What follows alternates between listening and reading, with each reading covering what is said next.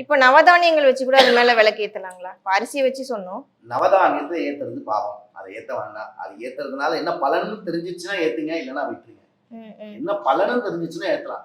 நவதானத்துல ஏத்துறாங்க, நெல்லுல ஏத்துறாங்க, சனியில வந்துருச்சுன்னா எள்ளு வச்சு ஏத்துறாங்க. அதே மாதிரி வந்து எள்ளுல மூட்டை கட்டி ஒரு ஒரு மூட்டை கட்டி ஏத்துறாங்க. ஒரு துணி உள்ள வீட்டுல பூசுன்னு என்ன சொல்லுவீங்க? ஒரு அசம்பாவையும். கோவில்ல போயிட்டு கருப்புல போய் துணியை வச்சு எள்ள வச்சு ஏத்துறீங்க, அது தப்பு இல்ல. ப்ளூ கலர்ல நீல கலர்ல ராகுக்கு ஏத்துறீங்க, அது தப்பு தான். ஒயிட் கலர்ல இப்ப திருவண்ணாமலை எல்லாம் பாத்தீங்கன்னா பெரிய பெரிய இடத்துல நெய் விளக்குன்னு பேர்ல டால்டாவும் மெழுகும் வச்சு விளக்கு கொடுக்குறாங்க. அதெல்லாம் என்ன பண்ணுவீங்க? மூலிகை கடையில குட்டி குட்டி குட்டியா கார்த்திகை தீபத்துக்கு நெய் விளக்குங்கிறாங்க, அது நெய் விளக்கே கிடையாது, மெழுகு. அந்த மாதிரி விளக்கு ஏத்துனீங்கன்னா பாவம் வேஸ்ட் தான் அடிக்கும். அதனால விளக்கு நம்ம வீட்டுல உள்ள தேங்காய் எண்ணெய் இருந்தாலும் பரவாயில்ல, ஒரு எண்ணெயில ஏற்றணும், ஏற்றணும், அவ்வளோதான். விளக்கு அணையாமல் இருந்ததுன்னா உங்களுக்கு ஐஸ்வர்யம்.